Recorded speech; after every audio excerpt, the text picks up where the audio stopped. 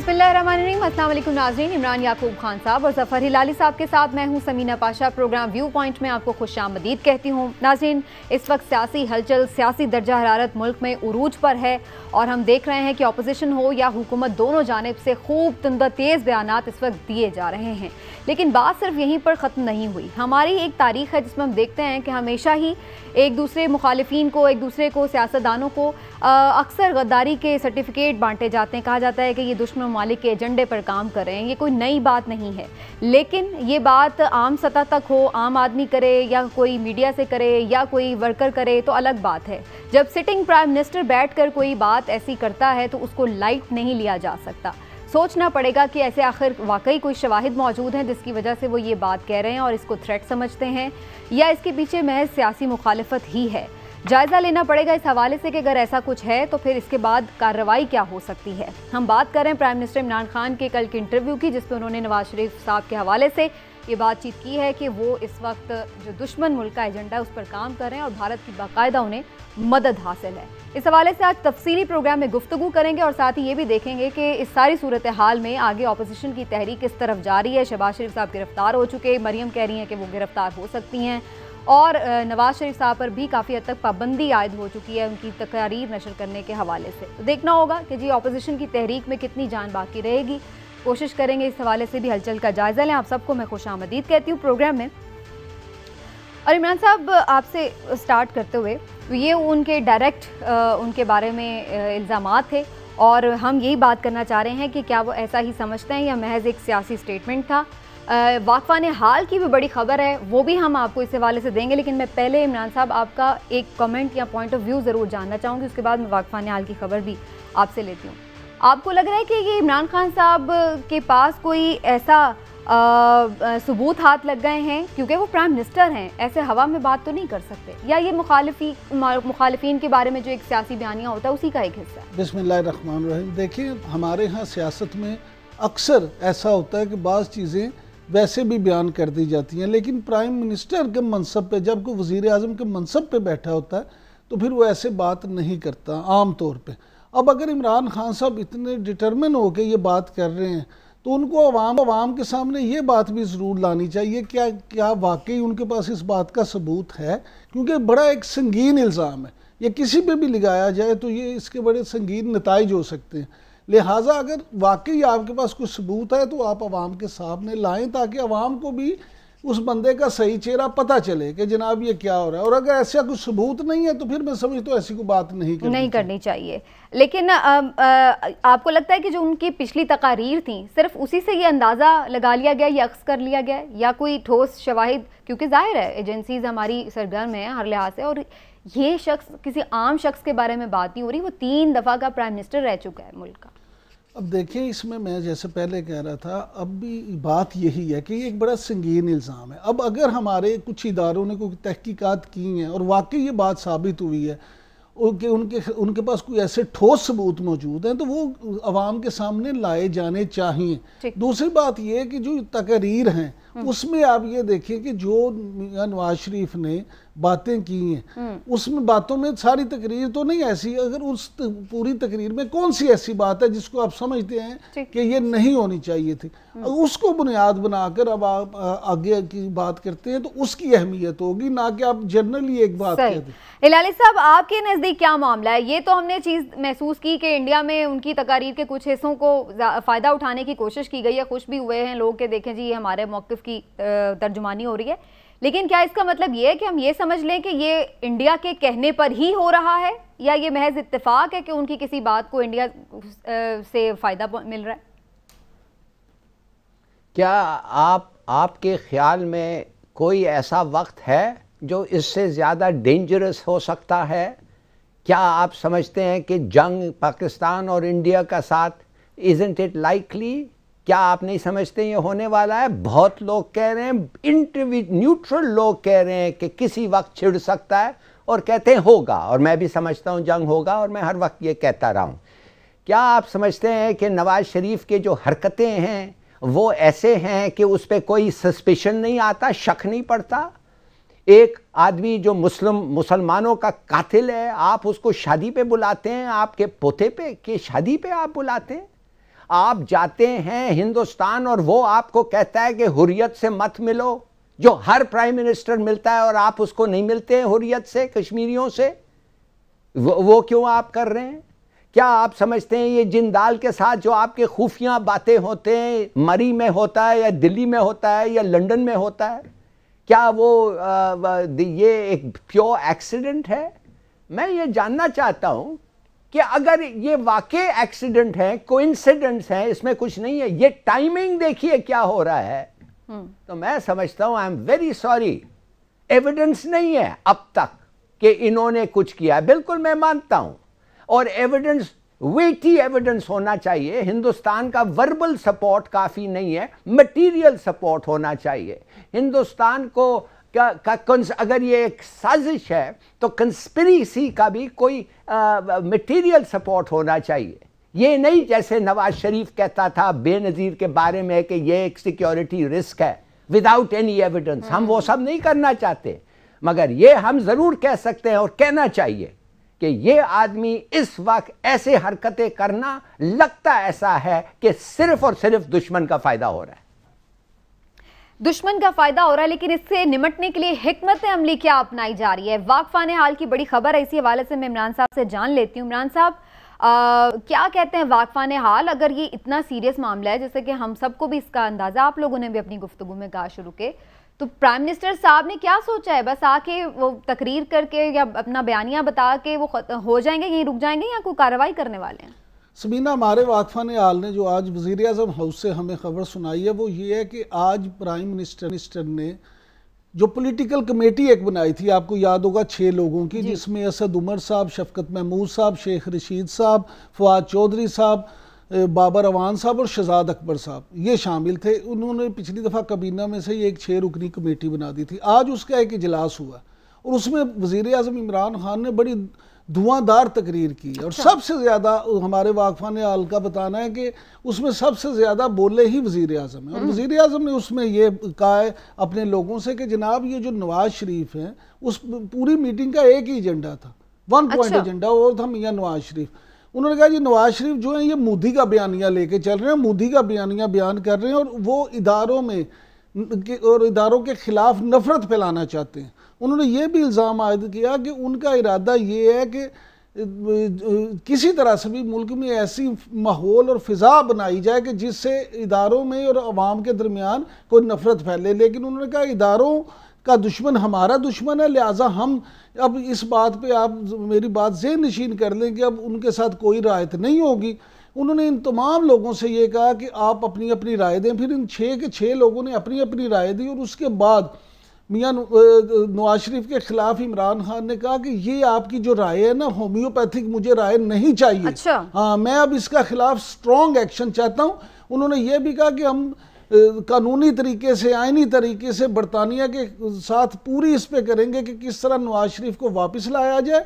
उन्होंने इस मौके पे ये कहा कि अदालती फैसले चाहिए, आपको वफूद भेजें, जो भी करें ये करें, और अगर पाकिस्तानी हुकूमत इसमें नाकाम हो जाती है, किसी तरह से नहीं ला सकते, तो आप एक बात ज़हन में रखें कि हम वहाँ पे कानूनी तरीके से उनकी ज़ुबान बंदी करा दें, यानी हुकूमत बरतानिया को इस बात का पाबंद बनाया जाए कि वो कम अज़ कम ऐसी इदारों के खिलाफ या मुल्क दुश्मन तकरीरों को बुनियाद बनाकर वज़ीर आज़म को वहाँ साबिक़ वज़ीर आज़म नवाज शरीफ को रोक दें कि वो तकरीर ही ना ऐसी करें। तो ये सारी चीज़ें, और इस पर नहीं, और सबसे अहम बात वज़ीर आज़म ने आज वज़रा की ड्यूटी लगाई है ये कि रोज़ाना की बुनियाद पर आप प्रेस कॉन्फ्रेंसेस करें, प्रेस ब्रीफिंग करें, और अपने इदारों की मजबूती के लिए, इदारों के उसके लिए आप अपोजिशन को साबित करें कि ये मुल्क दुश्मन है और ये जो ऐसी चीजें हैं वो मुल्क दुश्मनी की तरफ ले जाएगी। तो ये मामला ज्यादा एग्रेशन की तरफ भी जा रहा है, क्योंकि प्राइम मिनिस्टर साहब का जो इस वक्त हमें एटीट्यूड नजर आ रहा है, इस हवाले से वो काफी जीदा भी हैं और काफी एग्रेसिव भी हैं। लेकिन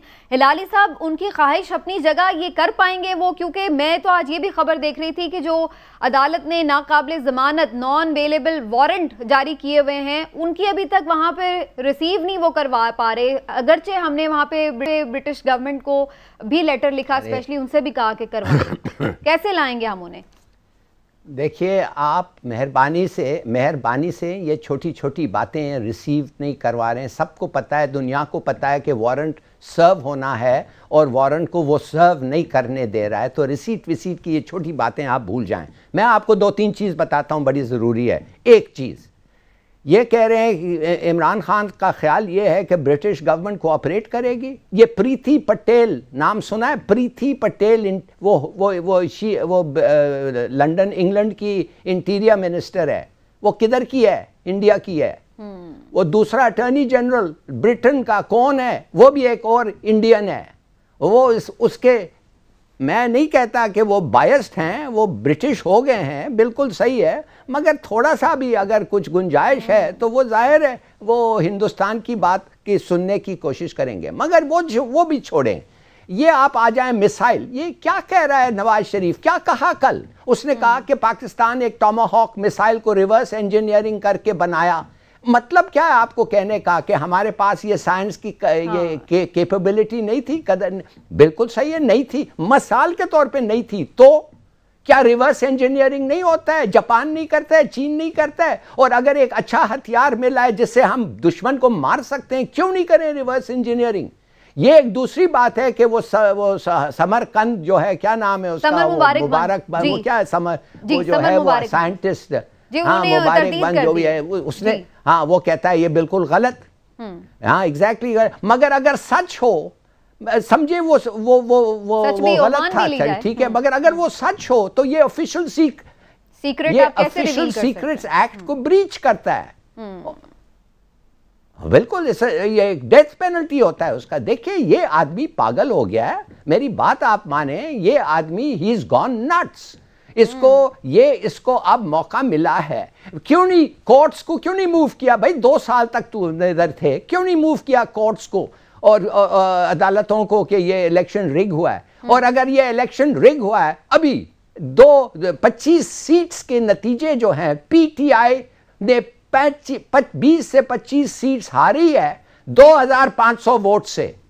तो अगर फिडल होता तो ये भी उनको दिला देते तो बड़ी ठीक ठाक अक्सरियत होती। बात असल ये है कि ये आदमी डेस्परेट हो गया है। और माफ करिए, जैसे बांग्लादेश के वक्त उन्होंने कहा अगर मुझे हुकूमत नहीं मिलती है, भाड़ में जाए मुल्क आधा हो जाए, यही एक इन लोगों में दिमाग में है। अगर मैं if I can't rule, to hell with the country. ठीक, ये बड़ी इंपॉर्टेंट बात है। मैं इस पे इमरान साहब का भी कमेंट लेना चाह रही हूँ। ये आपने ये वाली बात जो किया, आज ये फवाद चौधरी साहब ने भी ट्वीट किया और उन्होंने वो हलकों की डिटेल्स भी बताई हैं जहाँ बहुत लेस मार्जिन है उनका। लेकिन इमरान साहब, आपको लग रहा है कि अच्छा, इससे पहले कि हम चलें इस तरफ, फवाद चौधरी का मैंने जिक्र किया, वो इस वक्त हमारे साथ लाइन पे भी हैं जी। वफाकी वज़ीर फवाद चौधरी साहब से बात करते हैं इसी हवाले से। अस्सलाम वालेकुम फवाद चौधरी साहब, बहुत शुक्रिया आपके वक्त का, खुशामदीद। जी अस्सलाम वालेकुम। फवाद चौधरी साहब, हम यहाँ पे डिस्कशन कर रहे हैं नवाज शरीफ के मुस्तकबिल के हवाले से और स्पेशली जो उनके बारे में सीरियस स्टेटमेंट दिया है प्राइम मिनिस्टर साहब ने। सब ये जानना चाह रहे हैं कि ये सिर्फ उनकी तकारीर की वजह से आप लोगों को ऐसा बयानिया उनका लग रहा है, या कोई ऐसे सबूत भी हाथ लग गए हैं जिसकी वजह से प्राइम मिनिस्टर साहब बहुत ज़्यादा सीरियस है इस इशू को लेकर? देखिए, बात यह है कि जिस तरीके से जो नैरेटिव वो बयानिया जो बना रहे हैं, वो पाकिस्तान की फौज को डायरेक्ट टारगेट कर रहे हैं। और फौज को टारगेट करना जो है वो, और बाहर जो है वो किसका ये मुफाद है? तो ये मुफाद सिवाय हिंदुस्तान के और तो किसी का मुफाद नहीं है। तो जाहिर है कि जब उनका बयानिया उससे मिलता है, और फिर आप देखिए कि जो हिंदुस्तान का जो सोशल मीडिया है, वहाँ का जो फॉर्मल मीडिया है, वो किस तरह से सपोर्ट दे रहा है मरियम नवाज और नवाज शरीफ के इस बयानिए को। तो जब आपके सामने है चीज, तो आप क्या कहेंगे कि नहीं ये उसका नहीं है? तो बात सिर्फ यहीं तक है फवाद चौधरी साहब, या आगे फिर कोई आप लोग सोच रहे हैं कि उनको वापस ला के कोई गद्दारी एक्ट भी किया जाए? क्योंकि ये सीक्रेट भी राज अफशा कर रहे हैं जो कौमी सीक्रेट थे, जैसे भी हम जिक्र भी कर रहे थे। ये फैसले तो देखिए पाकिस्तान के अवाम ने करने होते हैं, पॉलिटिकल फैसले होते हैं, गद्दारी के केसेस तो नहीं बनाते इस बात से। लेकिन बात यह है कि जो नैरेटिव है वो तो पाकिस्तान के लोगों के सामने है। ये फैसला तो उन्होंने करना है और वो कर रहे हैं, इसलिए तो उनको रिजेक्ट किया है। और वो उसके मुताबिक जो है वो अब तो लंदन बैठे हुए हैं, वो तो पाकिस्तान ही नहीं आ पा रहे। अब इससे ज्यादा पाकिस्तान के अवाम उन्हें और क्या सजा है? फवाद चौधरी साहब, इमरान याकूब बात कर रहा हूँ। पहले तो शुक्रिया, आपने टाइम दिया। गुजारिश ये है कि आप खुद एक कानून दान भी हैं, मियां नवाज शरीफ ने जो ये 2-3 तकरीरें की है, तो माहिर कानून के तौर पे आप क्या समझते हैं कि उनके खिलाफ कोई कानूनी एक्शन होना चाहिए? देखिए, कानूनी एक्शन इसलिए नहीं होना चाहिए कि वो तो चाहते ही हैं कि उनको एक पॉलिटिकल प्रिजनर के तौर पे जो है वो ट्रीट किया जाए। हालांकि हकीकत ये है कि वो तो बदनवानी के केसेस का सामना कर रहे हैं, और जो उनका नैरेटिव है, जो उनका बयानिया है अब तक, तो सिर्फ ये है कि मेरे केसेस को अगर आप चलाएंगे तो आप बहुत बुरे हैं, अगर आप मेरे केसेस को छोड़ दें, हमें नैब के केसेस में अकोमोडेट कर दें तो आप बड़े अच्छे हैं। तो ये जो लोगों के सामने हकीकत आश्कार हो रही है, ये ज्यादा अहम है उस कानूनी एक्शन से जिसकी तरफ आप इशारा करें। अच्छा चौधरी साहब, दूसरी बात ये कि आप क्या समझते हैं कि नवाज शरीफ के इस बयानिए को क्या वाकई किसी गैर मुल्क की हमायत हासिल है, या किसी गैर मुल्क की हमायत के बाद ही वो उन्होंने ये बयानिया अपनाया? देखिए, जो अभी तक हमारे सामने चीजें आ रही हैं और जिस तरीके से वो बता रहे हैं, वो तो जाहिर है कि यही बात जो है वो सामने आ रही है। अच्छा फवाद चौधरी साहब, जैसे आपने जिक्र किया कि कानूनी एक्शन तो कोई नहीं होना चाहिए, वरना वो उसमें से भी फिर सिंपैथी गेन करने की कोशिश करेंगे, लेकिन पैमरा ने जो उन पर पाबंदी लगाई है उनकी तकरीर के हवाले से, तो वो तो उससे भी सिंपैथी गेन कर रहे हैं कि देखें जी अब ये इन्होंने हमारी सभाबंदी कर दी है, इज़हार राय पे पाबंदी लगा दी है। नहीं, देखिए, बात यह है कि वो पाबंदी हुकूमत ने तो नहीं लगाई, वो पाबंदी तो एक अजहर सदीक साहब हैं, बड़े सीनियर लॉयर हैं लाहौर के, उन्होंने सिंध हाई कोर्ट और सुप्रीम कोर्ट के फैसले कोर्ट किए और पैमरा के पास गए कि जी ये जो इस वक्त जो नवाज शरीफ साहब की तकारीर हैं, चूंकि वो कॉन्विक्ट हैं तो उनके तकरीरें जो है वो नहीं दिखाई जा सकती। अब अगर वो उसके ऊपर जो है वो उन्होंने पाबंदी लगा दी है। अब नवाज शरीफ साहब और PMLN जो है, हम तो चाहते हैं उनकी तकरीरें चले ताकि वो मजीद एक्सपोज हो, और अब अगर वो चाहते हैं कि इसको रिवर्स किया जाए तो उसके लिए उन्हें अदालत जाना चाहिए। अच्छा फवाद चौधरी साहब, अगर अपोजिशन वाकई सड़क आ जाती है और कोई तहरीक शुरू करती है तो हुकूमत ने क्या हिकमत अमली अपनाई है उससे निपटने के लिए? जो भी आप इस्तेमाल करेंगे और हमारी तो ख्वाहिश यही है कि मामला जो है वो उस तरफ ना जाए, और इसीलिए हम समझते हैं, अपोजिशन को हमने कहा है कि मार्चवा इसके कि हम आपको आपके केसेस में रिलीफ देना अगर आप ना नहीं मानते, बाकी तमाम चीज़ों के ऊपर हम बातचीत करने के लिए तैयार हैं। अब जो इस वक्त मामला ये है कि जो उनकी तमाम तर जो मामलात हैं उनकी सिर्फ एक ही जिद है कि किसी तरीके से हमारे केसेस में हमें आप रिलीफ दें। वो केसेस में हम रिलीफ नहीं दे सकते, उसके अलावा जो भी वो बातचीत करना चाहते हैं उसके लिए हम तैयार हैं। अच्छा, मरियम के हवाले से भी थोड़ा चौधरी साहब बताइए, वो अब वो भी शुरू हो गई हैं कि वो भी गिरफ्तार होने वाली हैं, और अगर ऐसी ही इदारों के खिलाफ बातें मरियम भी करना शुरू कर दें तो क्या उनके खिलाफ भी कोई कार्रवाई नहीं होगी, क्योंकि वो तो फिलहाल जाहिर है वैसे भी बेल पे हैं? देखिए, बात यह है कि वो तो चाहते ये हैं कि ऐसे इकदाम हों जिससे हमदर्दी वो गेन कर सकें। हालांकि उनके खिलाफ जो केसेस हैं वो बदनवानी के केसेस हैं, और उन केसेस में उन्होंने जो है उसका अदालतों का सामना करना है। अब अगर वो जानबूझ के इस तरह करना चाहें कि उन्हें गिरफ्तार किया जाए, या वो पॉलिटिकल सिंपैथी गेन करना चाहते हैं, और वो इस तरह की बातें वो करते रहेंगे। ठीक है चौधरी साहब, आपने बड़ी अच्छी बात की कि अपोजिशन से बात हो सकती है क्योंकि आप खुद पॉलिटिकल वर्कर हैं, लेकिन दूसरी तरफ मरियम नवाज ने कहा है और मुस्लिम लीग नून ने कि हम इस हुकूमत से कोई मुज़ाकरात नहीं करेंगे, तो क्या कोई बैकडोर राब्तों का सिलसिला शुरू होगा या कोई ऐसा फैसला किया गया है? देखिए जी, हमने तो बैकडोर की तो जरूरत ही नहीं है, हम तो ओपन डोर की बात कर रहे हैं कि अगर आप एहतसाब के अलावा कोई भी आप बाकी इशू है उसके ऊपर हम बातचीत करने के लिए तैयार हैं। एहतसाब के ऊपर बातचीत रहे हैं, वो प्राइम मिनिस्टर साहब वाजे कर चुके हैं कि उसके ऊपर उनका नैरेटिव बड़ा वाजे है, वो बात वो नहीं करेंगे। ठीक है, इलाही साहब आप कुछ पूछना चाह रहे हैं या फिर हम इजाजत ले लें चौधरी साहब? जी नहीं, बिल्कुल मैं समझता हूँ गवर्नमेंट का स्टांस ठीक है। ठीक है फवाद चौधरी साहब, बहुत शुक्रिया हमारे साथ मौजूद रहे। हिलाली साहब, आपसे मैं थोड़ा सा कमेंट ज़रूर लेना चाह रही हूँ। जो ओवरऑल सारी गुफ्तगू हुई है, आप समझते हैं कि ये गवर्नमेंट अब बिल्कुल तैयार है मेंटली इस चीज़ के लिए कि नवाज शरीफ साहब का बयानिया जो है उसको बिल्कुल इन्होंने अब कुचलना है, चाहे वो जिस तरह भी हो। हम देख रहे हैं पैमरा ने भी अपना किरदार अदा किया इस सिलसिले में, अब हुकूमत अपने तौर पर हिकमत अमली बना बैठी है। देखिए, ये इसमें what is the problem? Problem क्या है? एक कॉन्विक्ट है, एक चोर है और एक भगोड़ा है। आप उसको पाकिस्तान टीवी चैनल्स में चलाना चाहते हैं कि आप जो भगोड़ा बाहर जाके कहे कि मैं टीवी पे बात करना चाहता हूं अपने मुल्क से, आप उसको कहें यहाँ आ जाओ? What is the matter? इसको नहीं, इसको इजाजत नहीं मिल सकती। और एक दफे जो मुशर्रफ को इजाजत दी थी वो उसके खिलाफ ये चार्ज नहीं है जो इस पे जो शक है होता है। इसके पर तो शक ये है कि ये एक क्या कहते हैं, दुश्मन के साथ काम कर रहा है। मुशर्रफ पे उस वक्त ये नहीं था। आपको लगता है कि इस मामले में गवर्नमेंट मेरे ख्याल में गलत? ठीक है लाल साहब, चलिए मुझे एक ब्रेक लेनी है, मैं ब्रेक लेके वापस आप फिर फर्दर भी बात करते हैं इस हवाले से। और जो ओवरऑल अपोजिशन में खिचड़ी पक रही है वो देख कब तैयार होगी भी या नहीं, जानने की कोशिश करेंगे एक ब्रेक के बाद।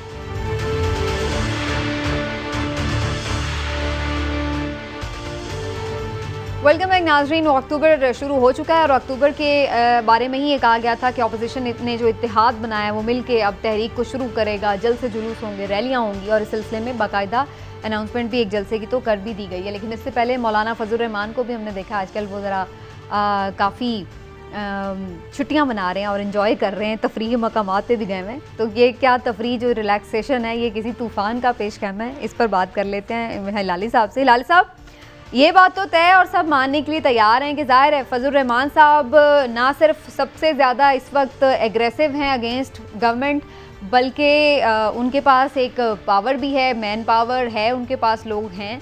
तो आपको लगता है कि अपोजिशन का जो ये इत्तेहाद है उसी को वही लीड करने जा रहे हैं आने वाले दिनों में, क्योंकि शहबाज शरीफ साहब तो गिरफ्तार हो चुके हैं?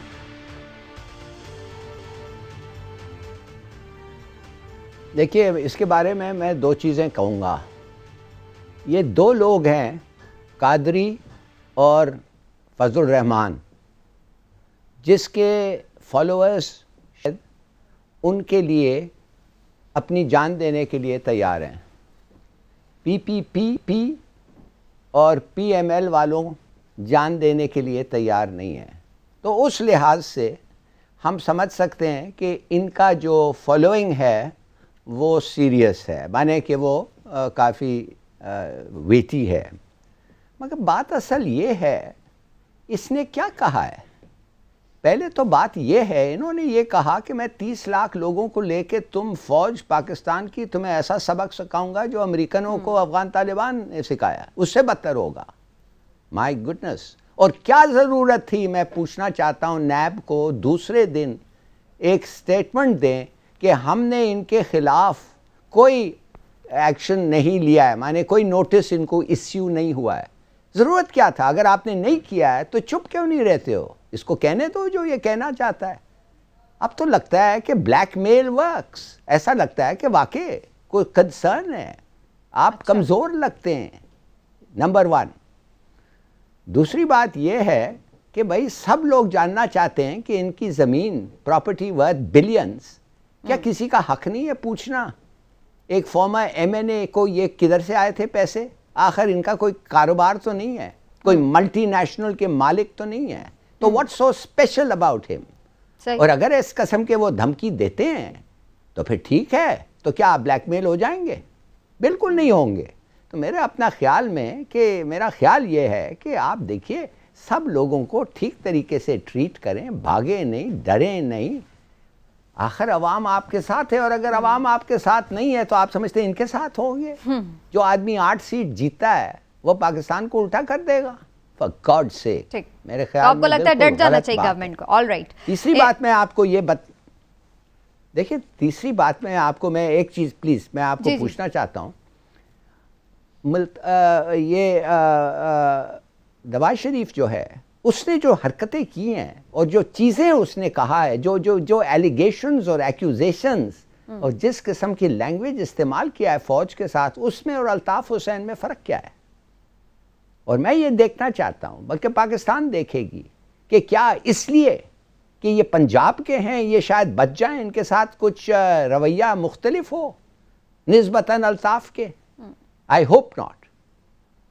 ठीक, लेकिन बस उसमें एक मेन रीज़न ये भी है कि अल्ताफ़ हुसैन ने तो खैर पाकिस्तान मुखालिफ नारेबाजी भी की, लेकिन अभी तक इन्होंने ऐसा नहीं किया, और बल्कि इन्होंने ये भी कहा कि सिपाहियों के लिए तो जान भी हाजिर है, लेकिन जो ऊपर की टॉप लीडरशिप है उनसे मसाइल हैं।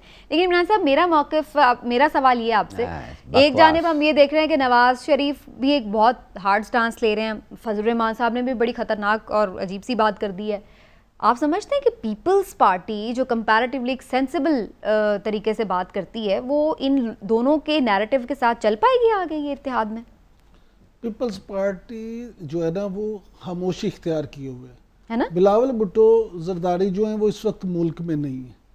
कोई कहता दुबई में है, कोई कहता लंदन में है, कुछ ये भी अफवाहें थी कि शायद वो लंदन चले गए हैं और क्वारंटीन में, और फिर वो मियां नवाज शरीफ से मुलाकात भी करेंगे। पीपल्स पार्टी इस वक्त वेट एंड सी की पोजीशन में, और बाज़ इतलात के मुताबिक, हमारे वाकफा निहाल के मुताबिक, उन्होंने एस्टेब्लिशमेंट को पैगाम भी भेजा है। अच्छा, हाँ जी, और वो पैगाम ये भेजा है कि जनाब अगर आप हमें ये यकीन दिलाते हैं कि अगले 5 साल हमें मिलेंगे, अच्छा, और हमारी मजीद गिरफ्तारियां नहीं होंगी, ठीक, तो हम आपके साथ खड़े हैं। वो भी उधर डील के लिए कोशिश कर रहे हैं। पीपल्स पार्टी इस वक्त सही मायनों में विकेट के दोनों तरफ खेल रही है। ठीक है, हाँ जी, और वो ये पहले इनकी भी यही कोशिश थी, वो बात नहीं बनी, तो ये खुल के सामने आ गए। तो अब पीपल्स पार्टी भी वही गेम खेल रही है। पीपल्स पार्टी इस वक्त एग्जैक्टली वही गेम खेल रही है, विकेट के दोनों तरफ खेल रहे हैं। उधर एस्टेब्लिशमेंट के साथ भी मामला बेहतर करने की पे जोर है, और इधर इनके साथ, यानी पीपल्स पार्टी ईंट से ईंट नहीं बजाएगी। नहीं, और सुन लें, वो भी बजाएंगे ईंट से ईंट कैसे? अगर मामला तय नहीं होते तो कहेंगे हम तो आपके साथ हैं। ठीक है। और आप ये देखें कि जो पीडीएम के मामला चल रहे हैं, जो उनकी आपस में आज इजलास भी नहीं हुआ, उसकी बुनियादी वजह क्या है? पीपल्स पार्टी ये नहीं चाहती, पीपल्स पार्टी ये नहीं चाहती कि मौलाना फजलुर रहमान जो हैं वो उसकी सरबराही करें। पीपल्स पार्टी का मौक़िफ़ ये है कि जैसे कि इस तरह के इत्तेहाद जितने भी होते हैं, उनमें जो जितने भी आपके हैं रोटेशन में, वो चाहते हैं बारी बारी सबके से। मैं मुझे थोड़ा सा, मुस्लिम लीग नून मौलाना के हक में अपना वोट दे चुकी है, वो इसलिए भी कि शायद वो उनका नैरेटिव इस वक्त करीब तर है उनके। लेकिन इमरान साहब, एक चीज़ मैं ज़रूर जानना चाह रही हूँ, क्योंकि पिछले दिनों में जो अहम वाक़यात, उनमें शहबाज शरीफ साहब की गिरफ्तारी भी थी। लेकिन मैं जो चीज़ जानना चाह रही हूँ वो ये कि उन्होंने तो अपनी जो वो दरख्वास्त थी बेल वाली, वो तो वापस ले ली थी, तो अल्टीमेटली तो गिरफ्तारी ही होनी थी। तो कहीं वो जान के तो नहीं ये सारी हार्ड वाली सियासत से खुद को दूर करने के लिए उन्होंने ये हिकमत अमली अपनाई हो कि ये जो इन्होंने जो करना है करें, मैं तो साइड पे बैठ जाऊँ, सेफ हेवन में हूँ? नहीं, ऐसी बात ना, उनके देखें जेल जो होता है ना, आम आदमी के लिए भी बड़ा मुश्किल होता है, तो फिर जो नाजुक उसमें पले हुए जो लीडर होते हैं ना, वो बेचारे जेल ही होता है। ये जेल ऐसा नहीं होता कि आप नहीं, वो तो भी वो डीजी नायब कह रहे हैं वो मजे में है। मुझे तो लग रहा है वैसे उन्होंने जानबूझकर ये इतने एग्रेसिव हुए हैं। मैं ऐसा नहीं समझता। देखें, इसमें 2-3 कॉन्स्पिरेंसीज हैं। अगर आप इस बात पे आती है, कुछ लोगों का ख्याल है कि ये सब कुछ प्लानिंग के तहत हुआ है और मुस्लिम लीग नून ने जानबूझ के ये किया है कि अगर ये सारी चीज़ें हो जाती और उनका ये जो है ना एंटी एस्टेब्लिशमेंट वाला बयानिया नहीं चलता, तो शहबाज शरीफ का ये क्वेश्चन रहे कि मैं तो अंदर था, और फिर वो आगे मुफाहमत की सियासत शुरू कर दें। दूसरी ये है कि नहीं, ऐसे नहीं है, क्योंकि मियां शहबाज शरीफ नवाज शरीफ के साथ हैं, वो छोड़ना नहीं चाहते, वो दोनों एक पेज पे हैं, इसलिए उसी बयानी कि उसमें वो गए हैं। तो ये ऐसी बातें होती रहती हैं। ठीक है, लेकिन आपको नहीं लगता कि ऐसी वजह कि वो जानबूझ के उधर गए हैं? चले मैं एक ब्रेक ले लेती हूँ। देखिए, ये कानूनी पहलू भी होते हैं बहुत सारे, तो मुझे जाती तौर पे ऐसा नहीं लगता। ठीक है, चले ना हिलाल साहब, मैं आती हूँ, एक ब्रेक ले लूँ और शॉर्ट, और उसके बाद मैं आप ही कहती हूँ, और लास्टली जानेंगे कि आखिर फिर इस तरह का जो अपोजिशन का इत्तेहाद है जिसमें हर कोई अपनी गेम खेल रहा है, उसका बनेगा क्या? एक ब्रेक के बाद। वेलकम बैक नाज़रीन। ब्रेक पर जाने से पहले ऑपोजिशन इत्तेहाद की बात हो रही थी, लाली साहब कुछ कहना चाहते हैं, उन्हीं की तरफ चलते हैं। जी लाली साहब, आप क्या कमेंट करना चाह रहे थे, और साथ ही इसको फिर आप कैसे सम अप करेंगे कि इसका बनेगा क्या जब हर कोई अपनी अपनी गेम खेल रहा है अपने अपने मफादात की खातिर ऑपोजिशन का? जी, पहले बात तो मैं जल्दी से ये कह दूं कि जेल नहीं होता है। अनवर मजीद और नवाज शरीफ और आसिफ जरदारी का जेल वो अल्लाह दिता का और याकूब का नहीं होता है, वो मुख्तलिफ होते हैं, बड़े मुख्तलिफ होते हैं। और अगर कभी आप जाके इनको विज़िटिंग राइट्स लें और जाके देखें तो आप सोचेंगे कि आपके घर में से इतने सहूलत नहीं है जितने इनको जेल में है। दूसरी बात मैं सिर्फ ये कहना चाहता हूँ कि कभी किसी ने पता करने की कोशिश की है कि नवाज शरीफ साहब के जो रिश्तेदार हैं और बच्चे जो हैं वो कितना टैक्स देते हैं ब्रिटेन में? इंडियन रेवेन्यू को कितने पैसे देते हैं? क्या ये सही है कि हर साल वो $30 मिलियन देते हैं? 30 मिलियन पाउंड, वो जो डॉलर से ज़्यादा है, 200 से ऊपर है पाउंड का। तो मैं जानना चाहता हूँ कि ये लोग जो ऐसे करते हैं, अब देखिए ये निकाल, जुडिशरी को ये गाली दे रहे हैं, मगर जुडिशरी ने तो बेसिकली उनको जाने दिया ना। अब वो कह रहे हैं कि बड़ी गलती हो गई, मगर जाने तो जुडिशरी भी दिया। मैं ये जानना चाहता हूँ, ये कभी पकड़े नहीं जाते हैं, ये हर वक्त बच जाते हैं। ठीक, इनके वर्थ और वैल्यू जो है बाहर मुल्क से, ये कौन सी एजेंसी को नहीं पता था, किसको नहीं पता था कि दुबई में, अबू धाबी में, सऊदी अरेबिया में, इंग्लैंड में और लंदन में इनके पास पैसे नहीं थे। तो मैं सिर्फ आपको ये कहना चाहता हूँ कि ये लोग जब रहते हैं पॉलिटिक्स में, जब जेल, इनको पता है कि वो एक की होता है, आखिर में अगर कुछ नहीं होता है वो कर सकते हैं जो इमरान खान कह रहा था कर सकते हैं, वो ये है कि पैसे कुछ वापस दे। हाँ बिल्कुल, है ना। तो वो भी नहीं रखे गए। इतना खुश होगा, मैं आपको बता रहा हूँ, वो इतना खुश होगा, वो इतना खुश होगा कि सब कुछ छोड़ देगा। इसलिए तो वो कहता रहता है मैं सब पैसे वापस ले आऊंगा। अभी तक तो इसको $1 नहीं मिला। हाँ, हिलाल साहब लास्ट मिनट है, मैं जरा, ये डबल स्टैंडर्ड से ऐसा नहीं चलेगा। ठीक, तो हमें इस पे सख्ती से भी निपटना होगा। इमरान साहब आपकी लास्ट कमेंट्स क्या? बिल्कुल लास्ट। पहली बात तो ये है कि अगर वो मुझे नहीं पता कि कितना टैक्स देते हैं, लेकिन देते हैं तो वहां से जहां से कमाते हैं वहां कानून की बालादस्ती है, वो ले लेते हैं टैक्स। आप नहीं देंगे तो वो जबरदस्ती ले लेंगे। अगर यहाँ वो टैक्स नहीं देते तो ये हमारे निज़ाम की कमजोरी है। हमें चाहिए कि यहाँ पे उस निज़ाम को इस तरह से करें कि हर बंदा टैक्स दे। दूसरी बात ये कि ये जो सियासी लोग होते हैं, इनके ज़रूर इन्हें सहूलतें हासिल होती हैं, लेकिन आप एक बात को समझें कि आप मुझे या लाली साहब को, समीना आपको, किसी को भी अगर ये कह दिया जाए ना कि आपने अपने घर में ही पाबंद रहना है, आप घर से बाहर नहीं निकल सकते, तो इंसान जो है ना बुनियादी तौर पे आज़ाद फितरत पैदा हुआ है, तो उसके लिए वहाँ पे जेल कितनी भी अच्छी हो, सोने की भी हो, लेकिन जेल ही होता है। ठीक है, आज़ादी की कोई कदर कीमत अलग ही है। पॉइंट के साथ नाज़रीन आज का प्रोग्राम खत्म करते हैं। इंशाल्लाह कल फिर आपसे मुलाकात होगी। इजाज़त दीजिए, अल्लाह हाफ़िज़।